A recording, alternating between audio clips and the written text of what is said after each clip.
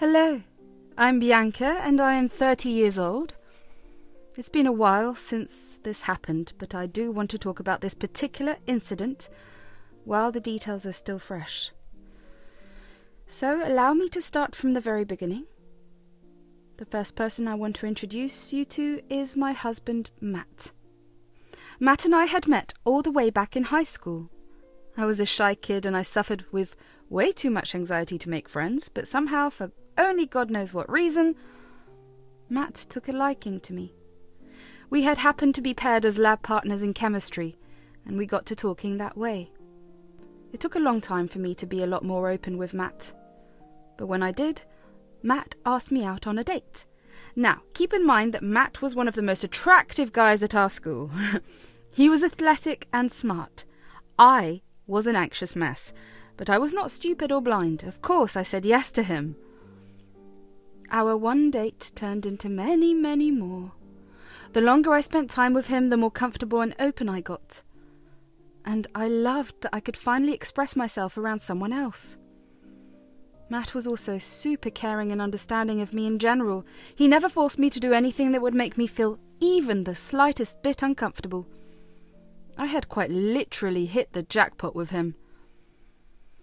Then I want to introduce you to my mother-in-law, Olivia. Olivia had lived a tough life. Her husband, Matt's dad, had died when the boys were very young, so she had to raise them all by herself. I will never not say that I was always in awe of how she managed to raise two kids all on her own. What I will say is that it was an issue that she was so unbearably overprotective of them. Well, if not both of them, she was definitely very overprotective of Matt. I know this because the first time he brought me over to his house to introduce me to his mother and brother, she scowled at me. I'm not even serious, her face twisted into this ugly expression the second she laid her eyes on me. That was enough to make me shrink back into myself. After that, she just always seemed to have a vendetta against me. She never let up the opportunity to talk trash about me. I didn't pay it much mind initially, but when I heard them every time I was over, or just happened to run into her, it started to get to me. So I spoke to Matt about it because Olivia always only spoke that way to me whenever Matt wasn't around. The next time we were at dinner with his mum, and she made a rude comment about my appearance right as Matt was leaving the room, he walked right back in and confronted his mum about what she said. "Mum, you can't say things like that!" "What? What are you talking about? Don't play dumb. Both you and I know that you just said something really rude about Bianca's appearance. It was just a little joke, right, Bianca?"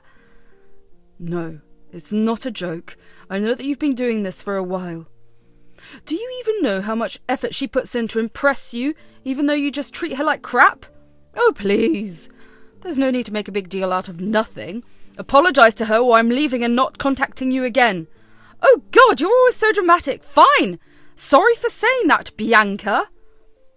I knew Olivia wasn't serious about her apology, but it felt amazing that Matt stood up for me. I was grateful that he had my back no matter what. She continued to behave the same way, even years after Matt and I were together, but it became easier to bear knowing that Matt had my back. The next person I'll introduce you to is Trent, Matt's younger brother. Trent was the only other person who made an effort to talk to me. He took an interest in getting to know me, and because he was Matt's family, being comfortable around him was a lot easier. We happened to share a lot of the same interests and in general got along really well. Matt was actually really happy that I got along with at least one of his family members. For the longest time, I really thought that I had made a special friend with Trent. But well, as I tell you the events of the story, you'll realise just how wrong I was. And the last person I want to introduce you is Rachel, Trent's wife and my sister-in-law. Now, Rachel was the kind of person to bend over backwards to please someone else regardless of whether the person was right or wrong. So when she met Olivia for the first time, they got to talking and Rachel pretty much agreed with every view that Olivia had about me. Pretty soon, Rachel became Olivia's partner in everything that they did against me. That really hurt me. I mean, Rachel didn't even know me. She even made an effort to get to know me. But she hated me because Olivia did. Over time I learnt to let go of it, but coming back to my relationship with Matt. We decided to get married once we were both financially stable. That took about 3 years after graduating college. Once we had well-paying jobs and were able to purchase a house, we decided to tie the knot. Of course, Olivia was not happy with that. She tried to sabotage our relationship in many ways while we were engaged. For example, she tried to convince Matt that he was settling for me without ever having gone out with anyone else. She tried to set him up on dates with other women, which he vehemently disagreed with. That one really hurt. I knew she didn't like me, but to actively try to make her son a cheater... Something was deeply wrong with her. Matt had spent days assuring and reassuring me that he would never cheat on me and never listen to anything his mother had to say about me. I knew he would never do it, but just the fact that Olivia was trying to get him to do it hurt. At our wedding, Olivia pulled another stunt to disrupt the good mood we were all in. When it was her turn to make a toast, she began to talk about how her son was marrying a woman she disapproved of and genuinely hoped that he would come to his senses soon and leave me. I cried, obviously, but Matt was furious. He had her kicked out, and for the rest of the night, he never left my side. That incident was what made Matt and I lose contact with Olivia. We didn't speak to her, except for the holidays, for the entirety of the next 2 years. We only saw her at Trent's wedding. We tried our best to avoid her because, quite frankly, we were happy for Trent. We were trying to celebrate his big day. But somehow Olivia managed to corner us and she asked to talk. Matt didn't want to give her a chance, but I asked him to let her speak. After all, we could hear her out, but we didn't have to accept what she said. Look, I just wanted to say that I'm really sorry for everything I said that day at your wedding. If you were really sorry, you would have come over to our place and apologised. You had 2 years to do it, but you never did. I was embarrassed. There was no way for me to behave on my son's big day, and I should have realised that if my son was happy, I should have been happy too. I guess I just didn't have the courage to face you. Okay, but we did call you on the holidays and your birthday. Even if you couldn't apologise face to face, you could have done it over the phone. It was just very hard for me, okay? I'm still doing it. I'm owning up to my mistake. I'm sorry.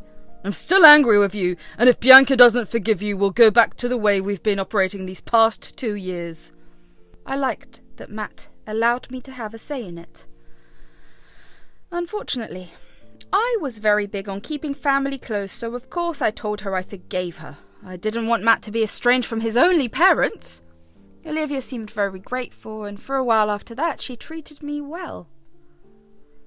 Then, about a year later, she went back to her old ways. Only this time Rachel joined her too. They would constantly mock me, be it in things I said or did. It didn't matter because they always found a way to make fun of me. I tried my best to let go of things and kept Matt calm too. I knew that if either of us said or did anything, it would only end with us cutting all ties with Olivia, and I didn't want that for us. But one weekend, Matt and I were rudely interrupted by Olivia, Rachel, and Trent.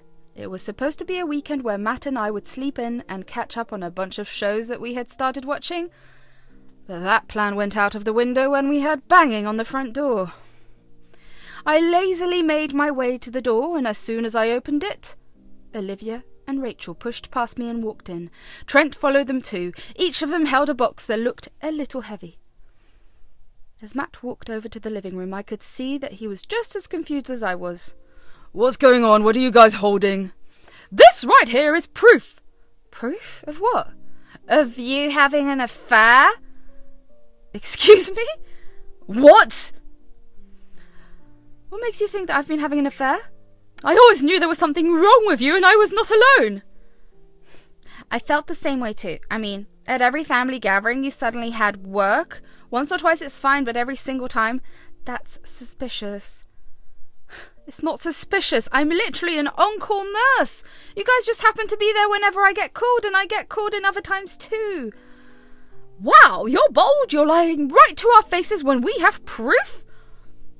Matt, I swear, I haven't ever cheated on you. I don't know what proof they have in there, but I promise you it's not me. Calm down, Bea. It's okay. I doubt you'd ever cheat on me. I'm just curious to see what Mum and Rach found. Believe me, your views about your wife are about to change once you see them. How did you even get this evidence? Rachel and I hired a private investigator who followed Bianca around for the last 6 months. We just got the evidence from the PI's office and we came here straight away. That's beyond creepy and violating. What the hell is wrong with you guys? You have no say in anything, you cheating piece of crap. Enough! Let Bianca and I see the evidence. I was furious at this point. What had I ever done to these two? I had always made sure that I had been out of their way, and yet they tried to come between Matt and I. And to hire a private investigator to follow me around for 6 months, that made my skin crawl. Who did something that deranged? All to get rid of someone they didn't like? I was more than curious to see what these results were. Matt looked at me, and for a moment we had a silent understanding that everything was going to be okay. Matt knew I could never cheat on him. The reason? I have really bad social anxiety. It's almost crippling. It takes a long while for me to get comfortable with someone. He knows firsthand how he had struggled to get me to even talk to him. The last thing I could possibly do is talk to some stranger and sleep with them. Granted, working as an on-call nurse had been helping me get over my anxiety. I would come home after work and just shut down for the next few hours. And Matt had seen and dealt with all that from the start of our relationship. I had never met someone who was so understanding and patient. I had always thought that I would end up being single for the rest of my life. So, when the universe dropped the perfect guy for me in my lap, why the hell would I do something so horrible to him? We opened one of the boxes and saw quite a large number of pictures, and there were some of the investigator's notes paired along with them. But in all of those pictures, there weren't any clear faces. This woman did look shockingly like me. For a second, my heart did drop. I turned to look at Matt, and his face had drained of colour. I began panicking, so I searched the pictures for any signs that might prove that it wasn't me. I could hear Olivia and Rachel sniggering behind me. I was so close to giving up and crying until I came across this one picture, where this girl had a tattoo on her right arm. I had no tattoos. I showed the picture to Matt, and his fear turned to confusion. It was like we were speaking in a silent language. I immediately knew that we had to figure out whose pictures we were looking at. We opened the other 2 boxes and began to scour through those pictures and notes. And that's when, in one of the notes, the investigator mentions me getting into a car with a particular license plate. That license plate looked very, very familiar. I couldn't quite put my finger on it, so I showed it to Matt. He took one look at it and burst out laughing. All of us stared at him in confusion. Matt then leaned down to my ear and whispered whose car it was. I was so shocked that I couldn't help but burst out laughing too. Olivia, Rachel and Trent looked very confused now. They waited for either Matt or me to explain what we were laughing about. But that never happened, because Matt and I kept going through the pictures and just laughing even more. This made Olivia and Rachel really irritated, so they spoke up. What's going on? Why are you guys laughing at the proof of Bianca cheating? Yeah, are you one of those couples that don't mind a third person? Oh God, no. Absolutely not. We just found out something really, really funny. What could possibly be funny about cheating? Oh, that's not me in the pictures. Yes, it is. We looked through a couple of the pictures and it's definitely you. Look at this one picture. See the tattoo on the girl's hand? Yeah, Bianca doesn't have any tattoos. What? What if it was a temporary one she put on so she could avoid getting recognised? I honestly hate having tattoos on me. I've never even put a temporary tattoo on me. Okay, well, we made a mistake. What's so funny about that? What's funny is the identity of the man in these pictures. The man? You can barely make out who that is. How do you know who he is? Because of the investigator's notes. Here, take a look at that car plate. Do the numbers look familiar? Rachel grabbed the paper out of my hand. Olivia and Trent gathered around her to read the paper. As soon as they read it, I could see the range of emotions that they experienced. Olivia's eyes grew wide and her mouth fell open in shock. Rachel's face went white, while Trent began sweating profusely. You see, the number plate was that of Trent's car, and the more you look through the pictures, the more you begin to clearly see that the man was Trent. Matt silently passed the pictures over where Trent's face was almost clearly visible, save for either a mask or a pair of sunglasses that he used to cover his face. Now, I didn't know why Trent was cheating on Rachel, but I must admit that it was really sweet to see Rachel's world come crumbling down the same way she wanted mine to fall. I was curious to find out why Trent was cheating, but I decided to just let Olivia and Rachel start the drama. I retreated and stood next to Matt. We were both trying our hardest not to break into laughter. Trent? What is this? Are you cheating on me? Listen, I can explain. Are you serious? This is not how I raised you. I'm sorry, but I never loved Rachel to begin with. What? Are you serious? Unfortunately, yeah. Why? What did I do that was so wrong? You didn't do anything wrong, Rach. I was just... Just what? Spit it out! You can't possibly hurt me more than this. I was just in love with someone else from the start. Who was it? Bianca. What?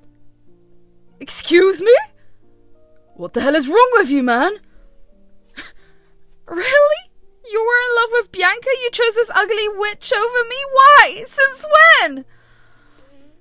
I've been in love with her since Matt introduced her to us. She was just so beautiful, and she was calm and quiet. I don't know, I liked that. Plus, when she did get comfortable enough with me, I found out that we shared a lot of the same interests. Oh God, I'm going to be sick. So you found someone who looked just like Bianca? I knew you guys were already trying to ruin their marriage. I sort of hoped I could speed it up, and if they did get it divorced, I could swoop in and have her. First of all, she is not some property that you can have. Secondly, get the hell out of my house. You are sick and twisted and beyond any help. I hope you rot. Never come back. Never speak to me or Bianca again. As for you guys, Mum and Rachel, I want you out too. But we didn't even do anything. You did enough. I entertained your little game, but now I am done. It's beyond disgusting that you hired someone to follow my wife around so you could try and break up my marriage. I want nothing to do with any of you. Out! I can't even begin to describe how queasy I felt. That was the last thing I expected. I just remember Matt holding me until I started breathing regularly. I was disgusted by the way Trent saw me. I had only gotten comfortable with him because he was the only one in Matt's family who actually tried to get to know me, but to find out that he had made that effort because he wanted me was beyond disgusting. Matt was not feeling any better. He was fuming. He couldn't believe that his own brother was capable of being such a creep. He promised me that he would stand by any decision I made regarding everything that happened. I obviously wanted zero contact with all of them, especially Trent's. I never wanted to see his face ever again. Of course, Trent did try to reach out to me about a month after everything had happened. He actually tried to convince me to leave his brother again. I later found out that he had sent those messages to me after he had gotten divorced and lost everything he had to Rachel. I had blocked him right away then, but when I think back on it now, it's amazing that he possessed that amount of audacity. Anyway, I had to go back to therapy for a while after that incident. I needed a place to vent about my feelings, and since it's concerned his brother, Matt would get to wound up about it. He too went to therapy to sort his feelings out. It's been about a year since all of that happened. Matt and I have moved on, and are living full and happy lives. We haven't seen or heard from Olivia or Rachel since then. I hope, if not anything else, that they learnt to never meddle in anyone else's life. Back then I was a mess after finding out what Trent thought about me, but now I'm at a place where I can laugh at it. I'm glad I came out of it strong, and even more glad that Matt and I's relationship also grew stronger. Always make sure to be kind to all those in your life. Thanks for listening.